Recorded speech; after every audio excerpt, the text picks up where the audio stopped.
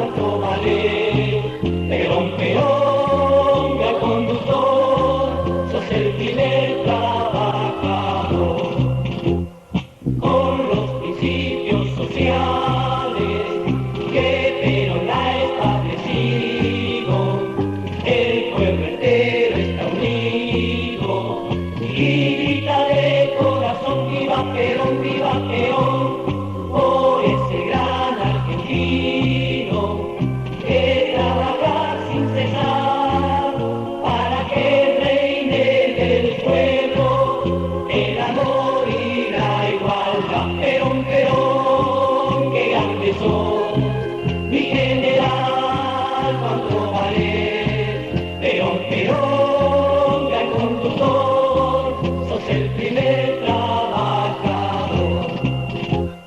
Imitemos el ejemplo de este varón argentino y siguiendo su camino, gritemos de corazón, viva Perón, viva Perón, porque la Argentina grande con que San Martín soñó es la realidad efectiva que debemos a Perón, Perón, Perón, qué grande sos, mi general, cuánto valés. Perón, Perón, gran conductor, sos el primer trabajador. Perón, Perón, qué grande sos, mi general, cuánto valés. Perón, Perón, gran conductor, sos el primer trabajador. Poner en marcha un país que está detenido, como está ahora detenido el país, estaba también cuando yo lo recibí en el 46. Para poner en marcha un país usted tiene que romper la inercia, porque está parado. Y con esto pasa como con la máquina de ferrocarril. Cuando la máquina está fría y parada, tiene que levantar presión hasta 20 atmósferas y no corre. Si no, no sale, no rompe la inercia. Pero cuando va en marcha, después con 5 atmósferas ya puede aumentar la velocidad. Todo es romper la inercia, pero para eso se necesita acumular. Cuando llegamos nosotros, el país está parado. El combustible ahí no es carbón, es plata. Cuando usted quiere ampliar un negocio, lo primero que tiene que hacer es a base de inversión. Entonces lo primero que hay que hacer es juntar la plata. Cuando nosotros juntamos ese dinero y lanzamos el primer plan quinquenal, teníamos 800.000 desocupados. En 3 meses se ocuparon todos y los salarios empezaron a subir.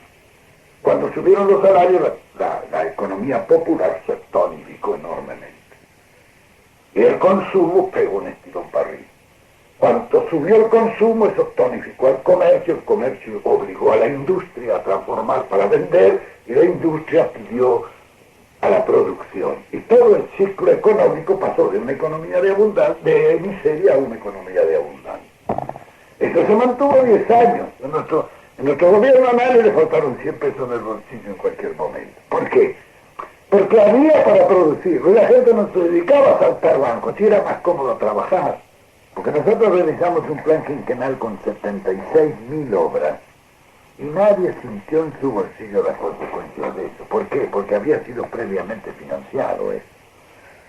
Pero simultáneamente con eso nosotros pagamos toda la deuda externa. Hicimos una reserva de 1.500 millones de dólares casi, y suprimimos un servicio financiero en divisas anual que grababa la República de 1.200 millones de dólares anuales. Cuando se saneó eso, juntamos el dinero necesario y con eso hicimos las obras. Ahora está en el proceso inverso. Ahora se está financiando esto a base de una deuda externa de más de 4.500 millones de dólares, con servicios financieros que van arriba de los 1.000 millones anuales, que el país paga, el pueblo argentino está trabajando para pagar eso. Y además de eso, como no alcanzan los medios, le están grabando hasta la respiración. Y la gente se está muriendo de hambre. Y bueno, sí, así se pueden hacer obras. El Chocón se está haciendo con plata norteamericana, pero eso llevó la deuda externa a 4.500 millones de dólares. Inversiones del exterior han habido últimamente, han aumentado las inversiones norteamericanas. Pero todas las inversiones son un cuento chino. Se invierte así en la República Argentina. Yo voy con una fábrica, llevo 100.000 dólares, monto un taller allí y pido al Banco de la Nación otros 100.000 dólares. Y a fin de año giro el beneficio, el 15 o el 20% sobre los $200.000, no sobre los 100.000 que me hagan. Entonces, ¿qué le están descapitalizando? Se recuperan en 3 o 4 años. Lo están descapitalizando al país. Todo mentira. Y usted le tiene que asegurar a ese señor un servicio financiero anual de lo que gana, se lo tiene que dar en divisas. Y esos son los servicios financieros ruinosos que el país está pagando. Fíjese usted, cuando nosotros llegamos al gobierno, el servicio financiero era de 2.200 millones al año, de dólares. Cuando nosotros caímos en el 55, no alcanzaban 90 millones para pagar algunas empresas que quedaban. Ahora, ¿qué obras han realizado estos señores? Fíjese usted que nosotros en el primer plan quinquenal realizamos 11 grandes diques, un gasoducto del Comodoro Rivadavia a Buenos Aires, todos los aeropuertos que el país tiene, una red de caminos que completamos a todo el país. Además de eso, 8.000 escuelas, 500.000 de viviendas, en fin, 76.000 rubros de esos escenarios. ¿Y quién sintió eso? Las casas las pagaban baratitas, ya 30 años. Pero el proceso no era bien simple. Nosotros, no como nos han dicho muchas veces, dirigíamos la economía. No, nosotros, porque eso de dirigir la economía es estúpido. Lo que hay que controlar es el ciclo económico. El ciclo económico es la producción, la transformación de la industria, la distribución, el comercio y el consumo. Cuando esos 4 factores se mantienen en equilibrio, la economía sube sola.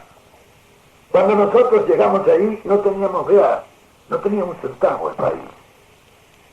Nosotros, a través de la ley bancaria, controlando, no dejamos salir.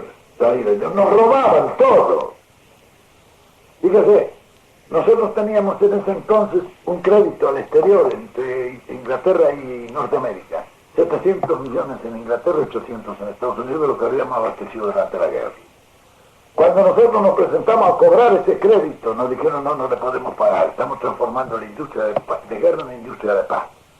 Dentro de 2 años comenzaremos a pagarle eso con bienes de capital y de equipo. Ese cuento ya nos lo habían hecho en la primera guerra, con lo que nos robaron todo. El asunto es bien simple. Cuando termina la guerra, viene la tapa brava, hay que pagarla. Se paga desvalorizando las monedas y revalorizando la manufactura. Esa diferencia es la que nos roban. Entonces, de esos 1.500 millones de dólares nos hubieran pagado el 15%. Entonces nosotros dijimos, no señor, lo descuenta la deuda externa, porque si no nos robaban, era peor. Lo hicimos descontar de la deuda externa y así comenzamos a repatriar toda la deuda. El año 47, al finalizar, estábamos llenos de plata, no sabíamos qué hacer. Claro, a este colador le dimos tapado, pero yo le juntaba. La cosa bien simple. Los ferrocarriles los podíamos comprar gratis. Y los compramos gratis. Es decir, no, ganamos plata arriba de los ferrocarriles. Y ya los ferrocarriles habían vencía la ley. Al año siguiente el gobierno vencía la ley. Ellos tenían que entregar los ferrocarriles, pero nos hubieran entregado las máquinas y los vagones viejos amortizados, pero no nos hubieran entregado la tierra que tenían, que valía 10 veces más que los ferrocarriles. Exacto, una legua a cada lado de la vía, donde había pueblos enteros. Buenos Aires, toda la que es Florida, desde la Valle hasta Viamonte, de un lado era toda de los ferrocarriles. Tenían 23.000 propiedades raíces. Si nosotros hubiéramos esperado a que terminara eso, nos hubieran entregado las máquinas viejas y los vagones viejos y se hubieran quedado con todo eso. Entonces nosotros nos obligamos a vender. Y en el contrato le pusimos bienes directos e indirectos. Y por 2.029 millones compramos todos los ferrocarriles. Pero con todas sus propiedades. Que después nosotros de esas propiedades vendimos un puchito y se pagó. Onganía llega al gobierno del 66 por una revolución. Esto ya es historia, más que política, es historia. Llega representando una revolución. ¿En qué condiciones? Y llega así como peludo regalo, ¿sabes? Sacan de su casa y dice, hagan la revolución. Una revolución necesita una preparación humana, en primer término, que es la que yo hice en trabajo y previsión, durante 2 años de trabajo. Y una preparación técnica de la revolución, que es la que hicimos nosotros en el Consejo Nacional de Posguerra. Así todo, después de 2 años y medio de preparación, nos encontramos cuando nos hicimos cargo del gobierno con un sinnúmero de problemas de una solución muy difícil, que era obedecer a los imponderables que toda acción, diremos así, política tiene en su marcha. ¿Qué le pasará a este hombre que no tiene ninguna preparación humana ni preparación técnica y llega allí, como digo, como peludo regalo a hacerse cargo de una revolución? Tiene que fracasar. Pero vea lo que le pasó a Onganía. El ejemplo más claro, Onganía llega allí, como digo, nombra su gobierno, lo nombra de quiénes, un sector que hacía ejercicios espirituales con él, otro sector de muchachos nacionalistas que hace 40 años vienen macaneando, nunca han hecho nada, un sector agroexportador para arreglar su problema y un sector remanente de gorilas que vienen del año 55. Claro, estos 4 grupos entran al gobierno, pero no entran a gobernar, sino a pelearse entre ellos para ver quién va a quedar con el poder detrás del trono. El Fondo Monetario Internacional, que ve eso, comienza a hacerle cerrar el crédito a la República en todas partes. Y al finalizar el año 67, ya ¿qué pasa? La República no tiene crédito en ningún lado y vienen los ministros de Economía argentinos a mendigar por todas partes a ver qué banco le da 10 millones de dólares, 5 millones de dólares, que es la mejor manera de echar abajo de todo el crédito, a pedir limosna. Muy bien. En ese momento la situación hace crisis y el país entra en cesación de pagos, no puede pagar sus deudas, no tiene créditos, no tiene dinero. Entonces deciden cambiar el gabinete. Aquí está la maniobra bien hecha. Quien le ha cerrado el crédito ha sido el Fondo Monetario Internacional, pero se lo ha cerrado con una intención, no se lo cerró porque sí. Entonces cambia el gabinete. Cuando va a nombrar, ¿quién va a agarrar como ministro de Economía en un país que está en cesación de pagos? El Fondo Monetario dice, bueno, yo le resuelvo el problema, le abrimos el crédito, que va a tener el crédito. Vamos, pero nosotros necesitamos una garantía. ¿Cuál es la garantía? El ministro de Economía lo nombramos nosotros. Entonces sacan un empleado de sus compañías, se lo ponen, y recién está regalando las empresas, se lo ponen el ministro de Economía. Y desde allí empieza. La primera medida que toma este señor dice estabilizar la moneda, para lo cual no tiene nada más peregrino que bajar a 350 pesos por dólar. Claro, esto obedece a un plan que los institutos tecnológicos están desarrollando a través de la política del Fondo Monetario Internacional. ¿Para qué se hace eso? A renglón seguido empiezan a comprar por moneditas de dólares toda la industria, ya se compran en un mes 25 bancos. Claro, si lo están comprando por chirolitas, las acciones de la bolsa bajan casi a un 10% de su valor. ¿Por qué? Porque la moneda ya viene abajo. Y cuando el signo monetario se viene abajo todos los valores que representan hasta que se vuelva nuevamente a equilibrar. El caer de 120 pesos que estaba por dólar a 350 para estabilizar la moneda, pero a quién se le ocurre, ni al que hace la manteca, ¿sabes? Bueno, ahí está. Desde ese momento el que gobierna la República Argentina es el Fondo Monetario Internacional. Nosotros nunca nos hicimos socios del Fondo Monetario Internacional durante mi gobierno. ¿Por qué? Porque ahí está el verdadero gobierno. Porque ese es el que está manejando todo. La historia de eso es una historia simple. Ha habido siempre un área. Primero fue el área esterlina, hasta la Primera Guerra Mundial, donde los ingleses perdieron el oro. El oro pasó a Fort Knox. Cuando terminó la Segunda Guerra Mundial, los americanos crearon el área dólar. Los ingleses quisieron defenderse fundando los bancos centrales, es decir, el Banco Central decía, bueno, si antes respaldaba la libra esterlina el oro del imperio, ahora es el imperio el que la respalda. Pero los americanos le crearon una ley fiduciaria que establecía que el que se presentaba con $1 le daban el equivalente en oro y se vino abajo la teoría de los bancos centrales y se establece el área dólar. Pero después de la Segunda Guerra Mundial, se reúnen en Bretton Woods para considerar que no les pasara a ellos lo mismo que les había pasado a los ingleses con el área dólar, lo que a esto le pasó con el área libras. Cualquier país que hubiera tenido una moneda fuerte en ese momento podría haber creado un área monetaria, porque el área monetaria no es nada más que un consenso de naciones que se adhieren a una moneda fuerte para tener respaldo en esa moneda, ya que no tiene existencias áureas como con que respaldarse el valor de su moneda. Pero ese servicio que presta el área de dólar ahora y prestó antes del área no es gratis.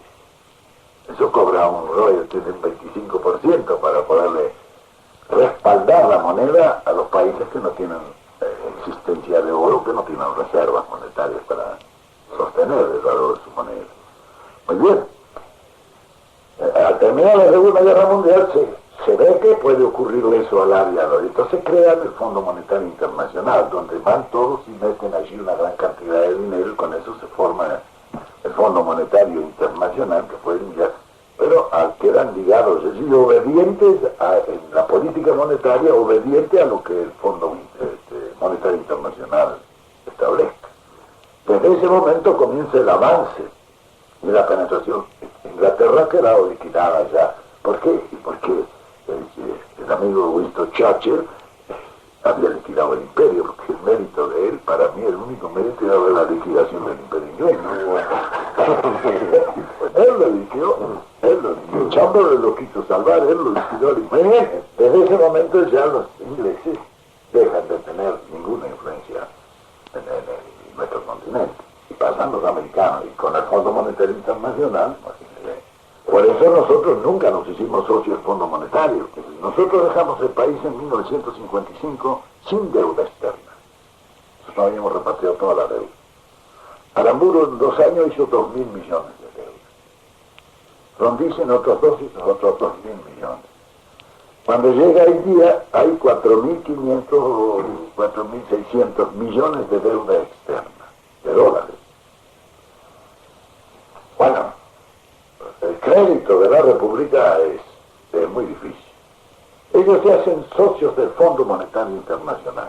Al hacerse socios del Fondo Monetario Internacional, el Fondo Monetario da su garantía. Pero, como digo, no la da gratis. Hay que darse cuenta en esos empréstitos, en esos 4.500 millones de dólares de deuda. ¿Qué es lo que ha ocurrido? Ahí le han robado la mitad. Ellos no han utilizado ni siquiera la mitad de ese dinero. Y se lo explico en 2 palabras. Ustedes saben que en ese momento el dólar está a 35 dólares la onza Troy. Te va al Banco de la Reserva Federal y pregunta, ¿cuánto vale una onza Troy? 35 dólares. Te saca 35 y dice, denme una onza Troy. No, nosotros no vendemos, hay que comprar en el Mercado Libre. Te va al Mercado Libre y dice, una onza Troy. Sí, señor, y acá tiene una onza Troy. ¿Cuánto vale? 45 dólares. ¿Qué quiere decir? Que el precio del dólar, en su poder adquisitivo, está sobrevalorado. El precio de 35 dólares la onza Troy es su precio político. El precio real son 45. Es decir, que allí hay una diferencia de 25% en contra de todo aquel que opere en dólares, porque el poder adquisitivo de una moneda no es el valor fiduciario escrito en el billete, sino el oro que represente. Ese es el verdadero valor adquisitivo. Entonces, cuando usted hace un empréstito de 100 millones de dólares, al firmar el empréstito va perdiendo un 25% como consecuencia de la sobrevaloración de dólares. Ellos fijan el valor del oro por el dólar, no el valor del dólar por el oro. Después tienen que transportar la mitad de la mercadería en barcos de Estados Unidos. Que le dan crédito, no le dan no le dan dinero, le dan crédito para gastar en los Estados Unidos. De eso tiene que, claro, usted empezar, porque ya no puede hacer licitación internacional porque está obligado a comprar a Estados Unidos, donde hay datos que no permiten la licitación interna. Allí usted tiene que comprar a precio de catálogo, pierde el 15% más, que sumado a los 25 ya son el 40%. El 5% que está obligado a transportar en barcos norteamericanos, y el seguro en puerto de embarque otro 5%. Es decir, que ya de ese dinero usted, el crédito puede hacer efectivo solamente el 50% como valor adquisitivo. Es decir, usted ve cómo lo roban.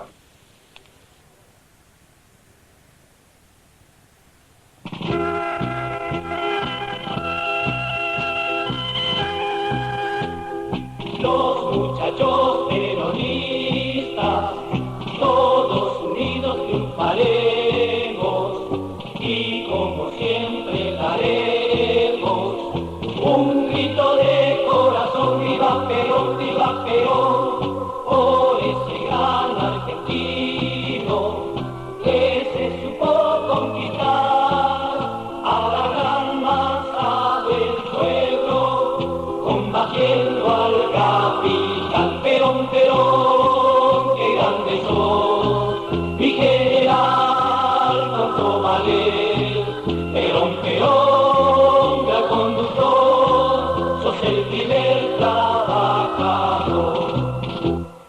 Con los principios sociales que Perón ha establecido, el pueblo entero está unido y grita de corazón: viva Perón, viva Perón, por ese gran argentino que trabaja sin cesar para que reine en el pueblo el amor y la igualdad. Perón, Perón, qué grande sos, mi general, cuánto vale. Perón, Perón, gran conductor, sos el primer trabajador.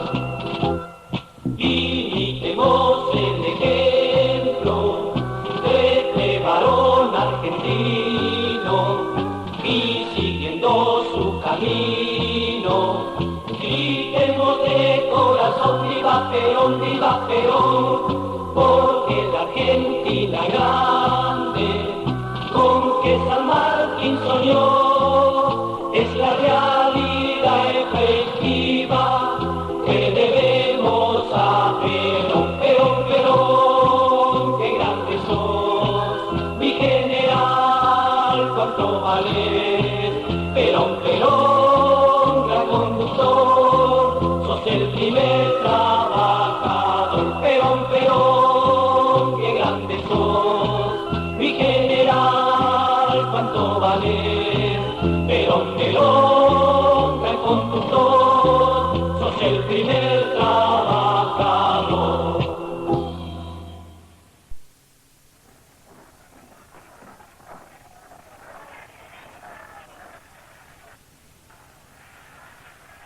Compañeros,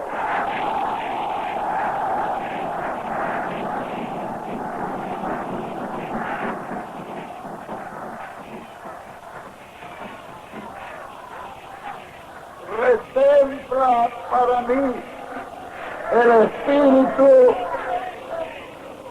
volver a la presencia de este pueblo que toma en sus manos la responsabilidad de defender la patria.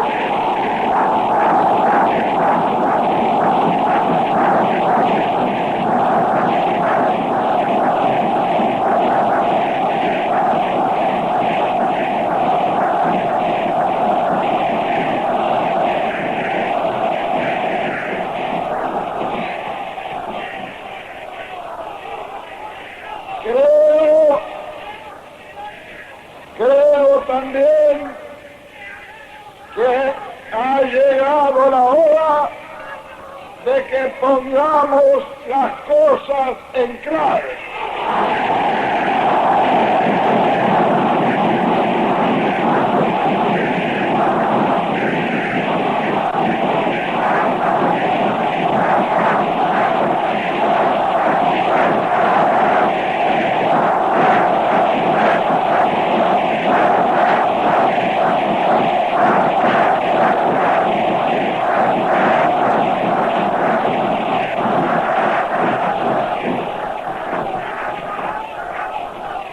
Estamos luchando por superar los que nos han dejado en la República. Y en esa lucha no debe faltar un solo argentino que tenga un corazón bien templado.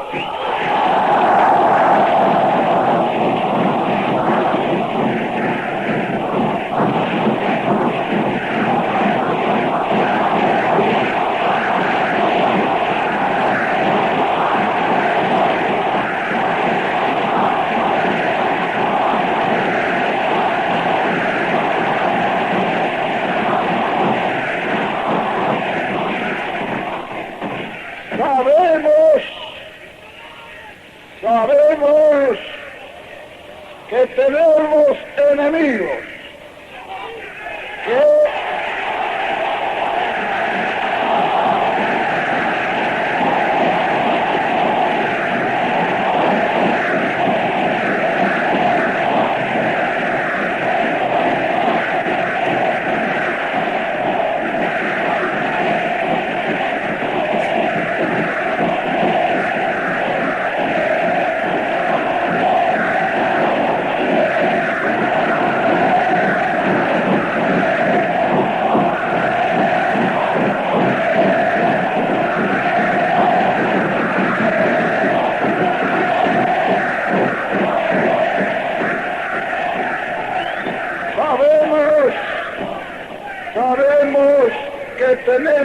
enemigos que han comenzado a mostrar sus uñas.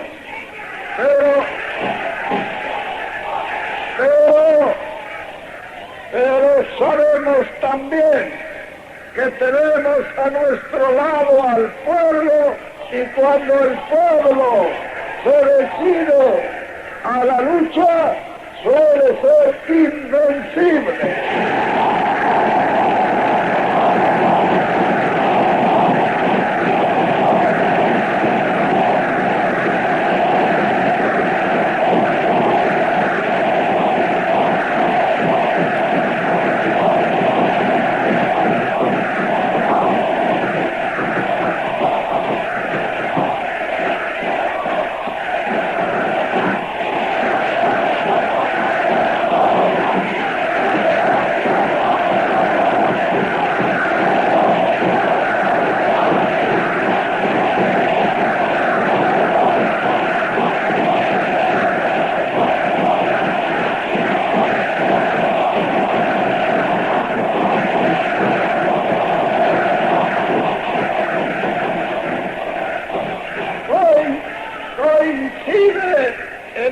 Circunstancia de lucha que tenemos a nuestro lado al pueblo, y nosotros no defendemos ni defenderemos jamás otra causa que la causa del pueblo.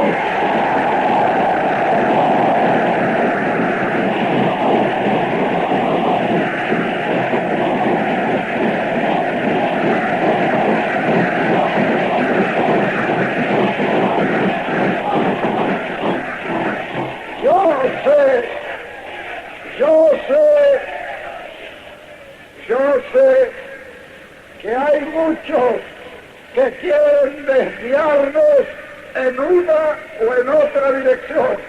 Nosotros conocemos perfectamente bien nuestros objetivos y marcharemos directamente a ellos sin influenciarlos, ni por los que tiran de la derecha ni por los que tiran de la izquierda.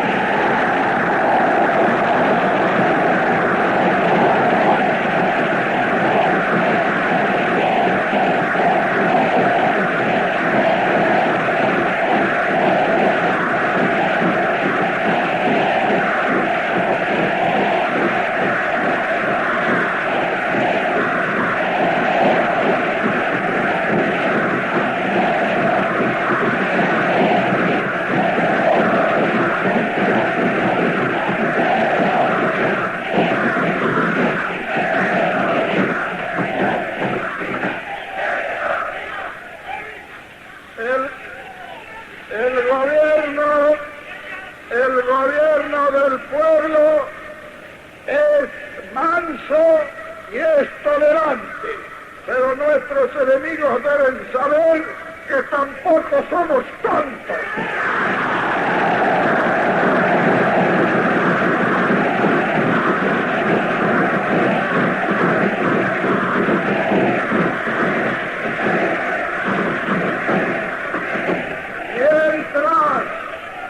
Mientras nosotros no descansamos para cumplir la misión que tenemos y responder a esa responsabilidad que el pueblo ha puesto sobre nuestros hombres, hay muchos que pretenden con el engaño o con la violencia.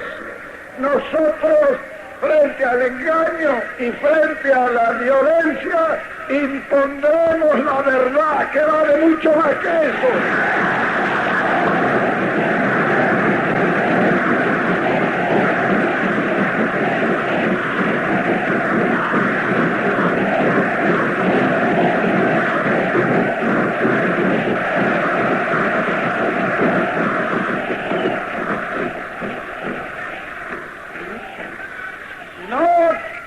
No queremos que nadie nos tema. Queremos, en cambio, que nos comprenda. Cuando el pueblo tiene la persuasión de su destino, no hay nada que temer, ni la verdad, ni el engaño, ni la violencia, ni ninguna circunstancia podrá influenciar a este pueblo en un sentido negativo, como tampoco podrán influenciarnos a nosotros para que cambiemos una dirección que sabemos que es la dirección de la patria. Sabemos que en esta acción tendremos que enfrentar a los malintencionados y a los aprovechados, ni los que pretendan desviarnos, ni los especuladores, ni los aprovechados,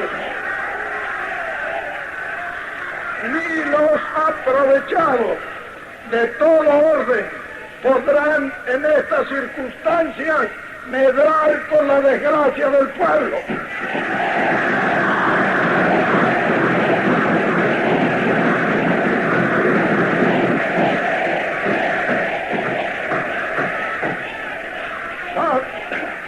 Sabemos que en la marcha que hemos emprendido tropezaremos con muchos bandidos que nos querrán detener, pero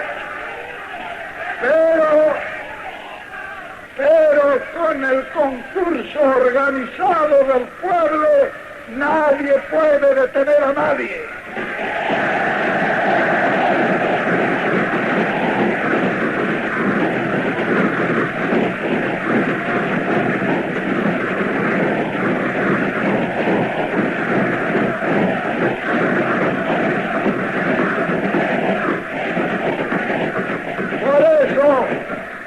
Por eso deseo aprovechar esta oportunidad para pedirles a cada uno de ustedes que se transforme en un vigilante observador de todos estos hechos que quieren provocarse y actúen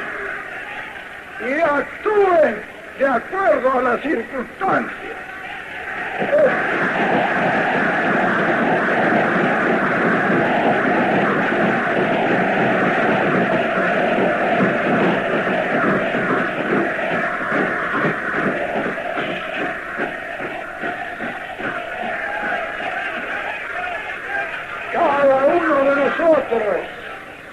Cada uno de nosotros debe ser un realizador, pero ha de ser también un predicador y un agente de vigilancia y control para poder realizar la tarea y neutralizar lo negativo que tienen los sectores que todavía no han comprendido, pero que tendrán que comprender.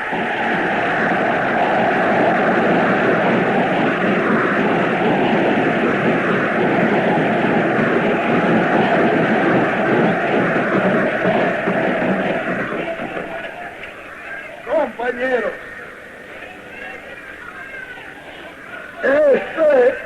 esta concentración popular me da a mí el respaldo y la contestación a cuanto dije esta mañana.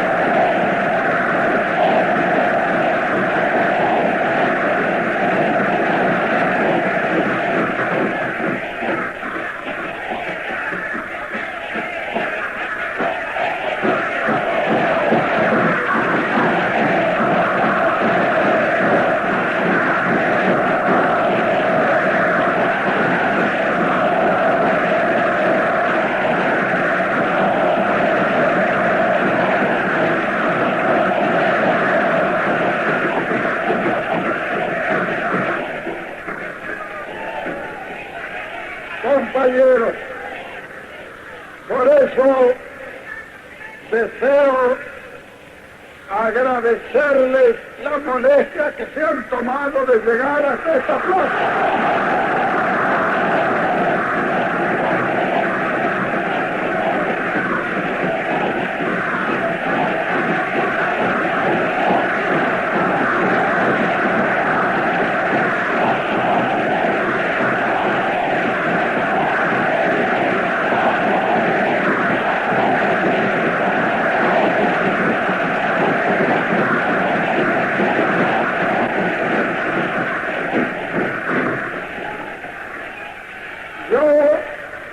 Yo llevaré grabada en mi retina este maravilloso espectáculo en que el pueblo trabajador de la ciudad de Buenos Aires y de la provincia de Buenos Aires me trae el mensaje que yo necesito.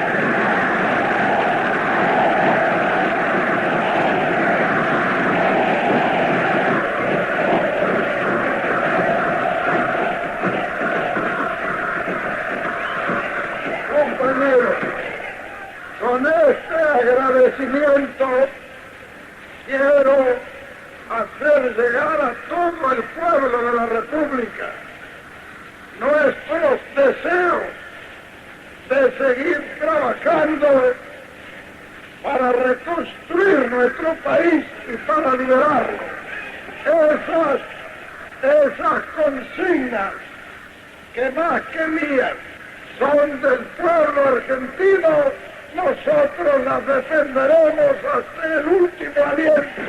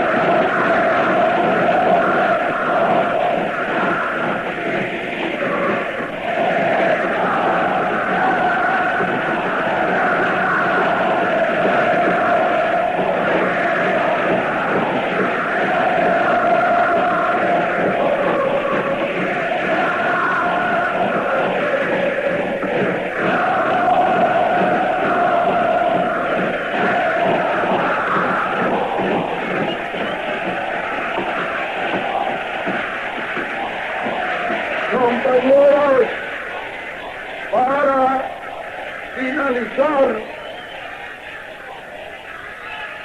deseo que Dios derrame sobre ustedes todas las venturas y la felicidad que merecen.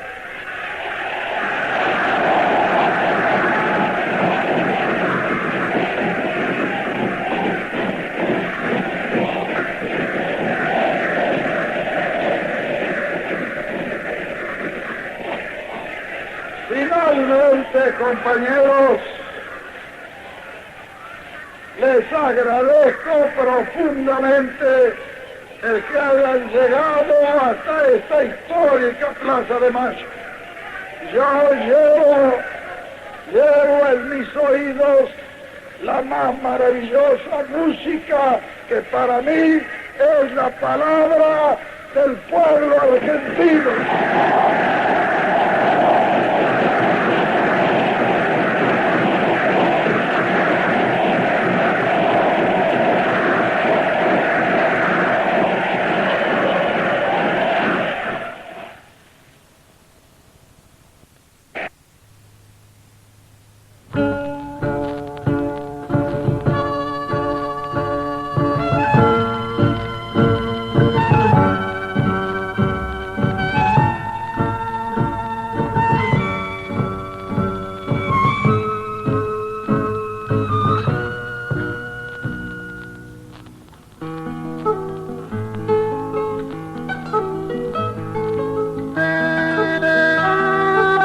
Hay un silencio profundo. La tarde llora su ausencia. Y es su mujer quien anuncia. se ha muerto el general.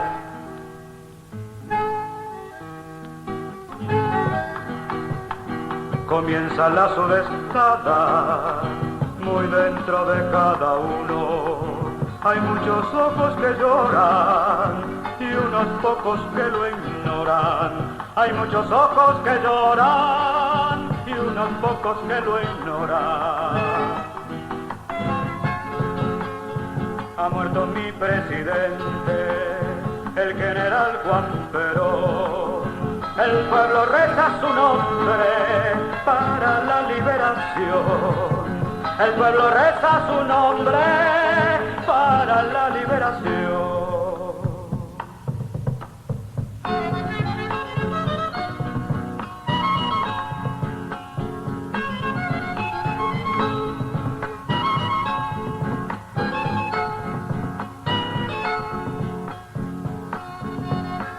Pasan los días y todo se vuelve negro y amargo.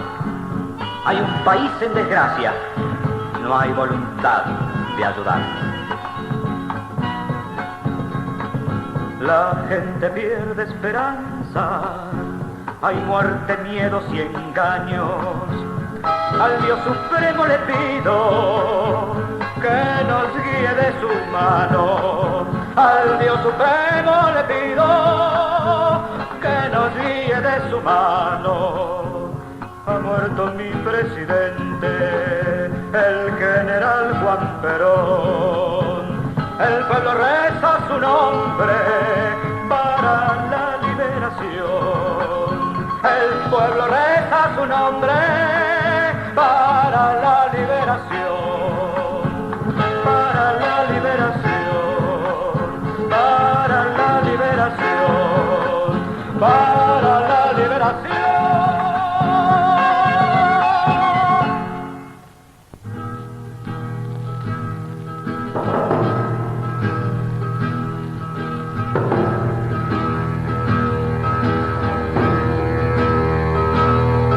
Estarás con tu pueblo eternamente y verás desde el cielo florecer la semilla que sembraste con tu ejemplo como símbolo de paz, de amor y fe. Pero todo no termina con tu muerte.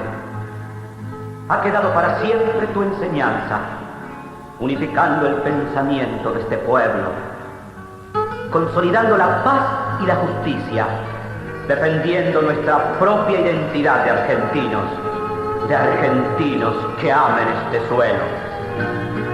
Estarás con tu pueblo eternamente y verás desde el cielo florecer la semilla que sembraste con tu ejemplo como símbolo de paz, de amor y fe. Tu recuerdo será ejemplo y esperanza para lograr la patria que deseamos, sin banderas ni ideologías partidarias, hermanando a los que habitan esta tierra, empuñando